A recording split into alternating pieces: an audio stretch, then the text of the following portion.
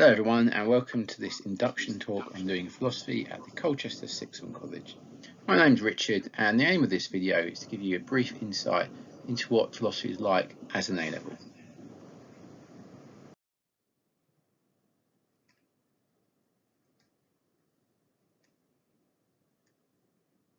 One of the most common questions people have with philosophy is, what actually is it? Because none of you have studied it before.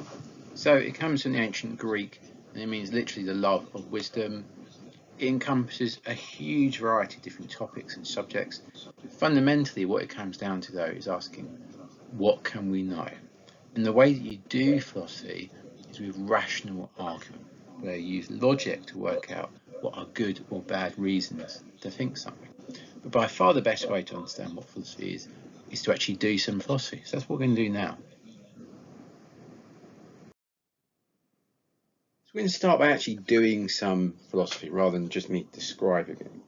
And we're going to do that by considering the so-called trolley problem or trolley dilemma. It's a very famous hypothetical, we call in philosophy, thought experiment. That's to say, it's a made-up problem and you think through what it tells us. Now, what I don't want you to think about when you hear this situation, this dilemma, is what you would do, because how on earth would you know what you would do unless you've been in this situation before? What I want you to think about instead is, what should you do in this situation? So here is the dilemma. You're walking over a railway crossing and you can see a railway carriage, what Americans call a trolley, hence trolley problem, out of control, hurtling down the line towards you.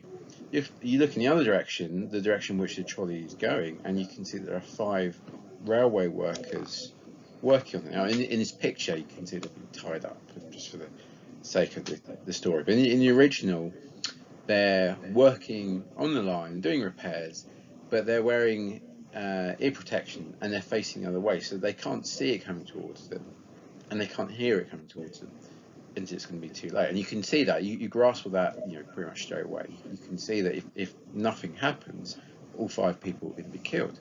Now, it just so happens, obviously, for experiments, it's very convenient, just so happens that right next to where you're standing is the lever, which, if you pull, will change the direction of the train. It will switch tracks, in other words.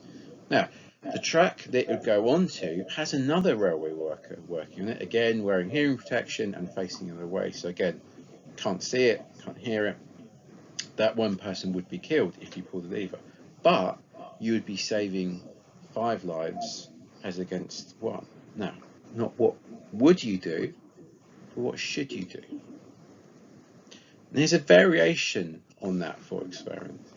Same setup, but this time, rather than pulling a lever, there's a very large person on a bridge. And you can see that if you push this very large person over the bridge, their size, I know it's horribly sized, it's now out of date this, but their size will stop the railway carriage from hitting 5 people. So 5 people on the track, just like in the first case, but rather than pulling the lever, if you push this bystander off the track, this poor bystander off the track, their size will stop the railway carriage and it will save 5 people. What should you do in that case?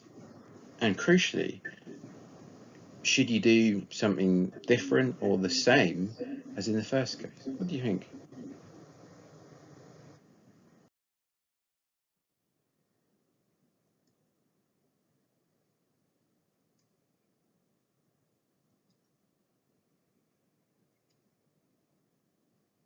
So, you've heard about the trolley dilemma.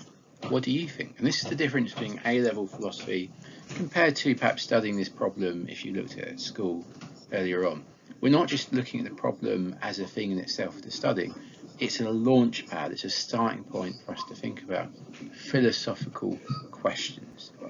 So, do you think you should pull the lever? Did you think you shouldn't pull the lever? Did you think the right answer was the same in both versions of the scenario, or did you think it changed? Did you think there was a right answer at all?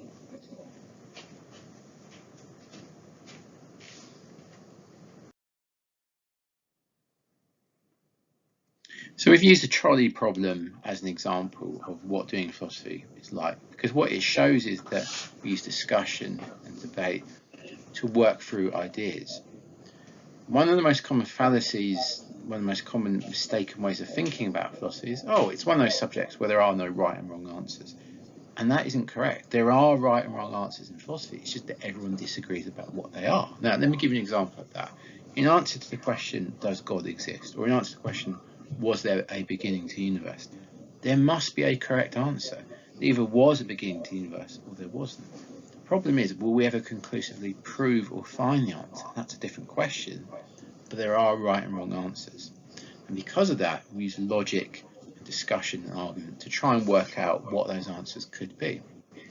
The other thing that the trolley problem shows us really well, I think, is that in some ways it's less about what you think, i.e. whether you should have pulled the lever or you shouldn't have done, rather why you think it. So for instance, maybe you think that you should pull the lever because consequences are the most important thing. Maybe you think you shouldn't pull the lever because we can't treat individual people as a means of helping the greater good. The other thing is about logical consistency. So lots of people think the right answer is to pull the lever in the first situation, but not to push the person off the bridge in the second. Now, is that being consistent? And if it is inconsistent, is that philosophically problematic? Also, what follows from it? So if you think X in a particular situation, if you think you should pull the lever in this situation, what does that mean for your view of ethics in general?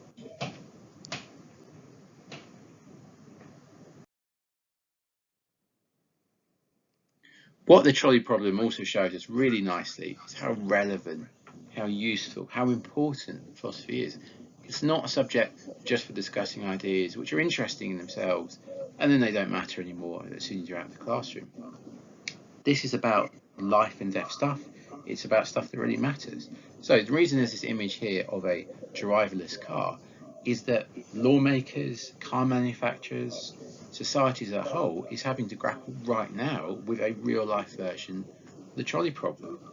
With driverless cars comes the dilemma of what do you do if, as the computer of the driverless car, you can save some pedestrians in the road or you can save some passengers in the car. What is the right answer there? So we're having to actually come up with answers to real life versions of the trolley problem. And the best way we can do that is to use philosophy to work out what's the best approach here, what's the correct approach.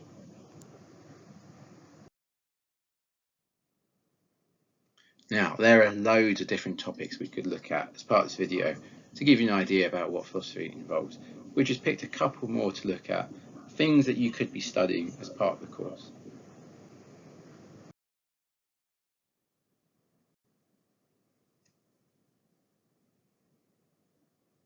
One of the really interesting things about philosophy is that the most basic fundamental questions it asks are questions that almost certainly you've been asking yourself for years. And one of those is, can we know anything at all? Can we be certain of anything at all? I mean, right now, can you know for certain you are actually listening to this on your phone or on your computer and you are in your house or wherever you are? Is it possible that you're not? I mean, how could you be wrong about that? Could it be a hallucination? Could it all be part of a dream? Could you be part of some kind of computer program?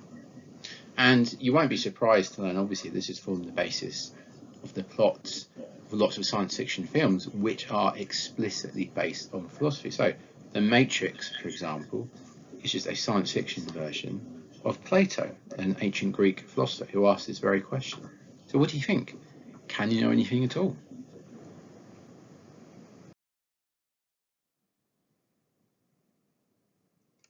Here's another question. Is your mind the same thing as your brain? We use those two terms outside of philosophy pretty much interchangeably. But is it possible that your mind is something different from your brain? Now, some philosophers have thought so.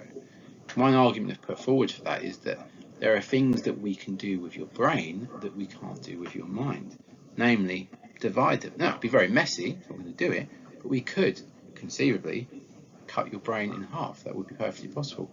We can't cut your mind in half, though, can we? It's not that kind of thing. Does that show that, therefore, the mind isn't the same thing as the brain? And if it's not the same thing as the brain, what is it? Is it something non-physical? Will it exist after bodily death? So this is one of the most fundamental questions philosophers have asked and continue to ask.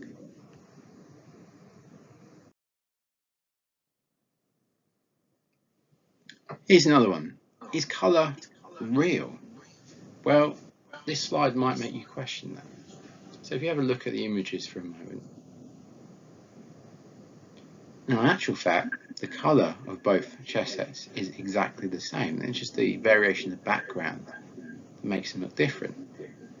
And maybe what that should suggest to us is that colour as an objective reality doesn't really exist at all. I mean, many animals, for instance, don't see colour in the way that we see it. Kestrels, for instance, can see in ultraviolet. So kestrels, the little hovering birds of prey, can see the trails of voles which they eat. And you often see them hovering by the sides of roads because that's where the voles are in the long grass. And the kestrels can see where the voles are because they can see the trail of urine. And the reason for that is that the urine leaves this UV trail which they can see. Now, we can't see that, obviously. So does that mean that there is no right or wrong colour? Do they see colour correctly and we don't? Do we see colour correctly and they don't? Or is all of it somehow just an illusion?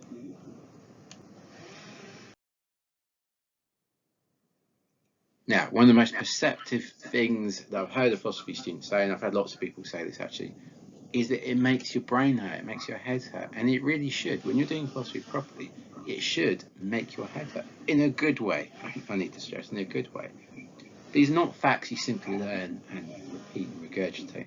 You're thinking through really deep, fundamental questions. So it's intellectually hard work, but because of that, it's very rewarding at the same time.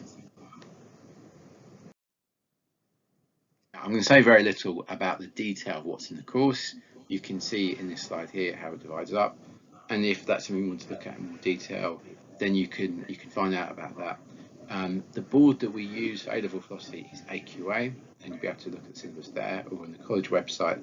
There's an overview of the topics we would be studying.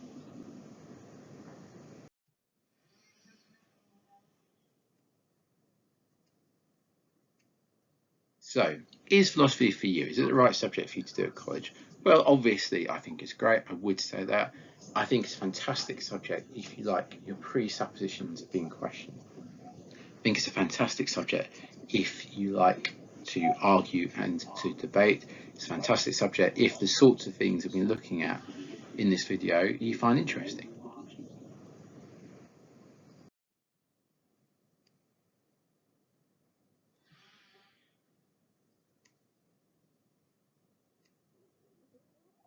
On the flip side, here are some reasons not to do philosophy if these apply to you. And obviously, I hope that they don't. But again, probably the most fundamental thing is, do you like your most fundamental presuppositions and ideas being questioned? And if you don't, philosophy is not the subject for you. But if you like talking about this stuff, if you find these ideas interesting, then you're going to find it a fantastic A-level.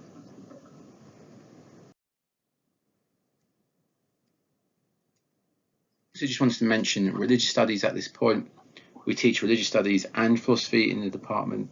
And you can watch the video for religious studies as well to find out more detail about that. Just to say briefly, there's a lot of overlap between them. You can study both of them as part of the same program of study.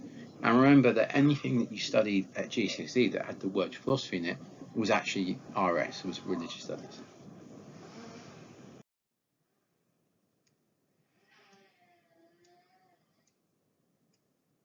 So here are the two subjects very briefly compared. They're not competing with each other. I hope you do both. That'd be fantastic.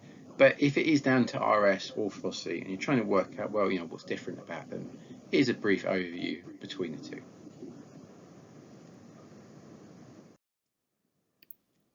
I think that philosophy is a great subject, and I think it would be good for anyone to take, really, no matter what you decide to do later on.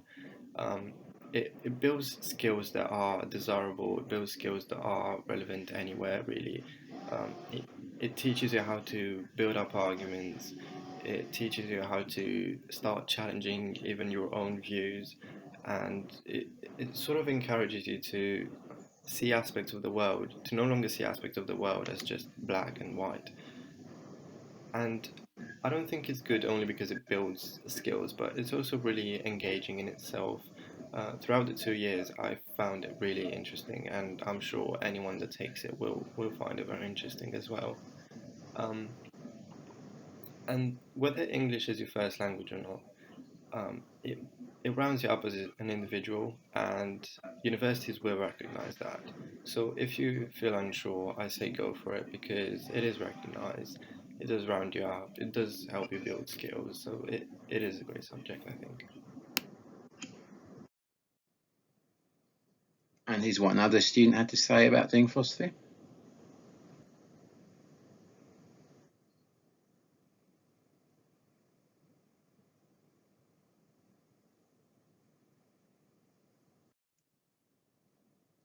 Well, thanks ever so much for listening. Hopefully that gave you some insight into what doing philosophy at A level is actually like. If you want more detail about that, have a look at the college website. In the meantime, take care and we hope to see you soon.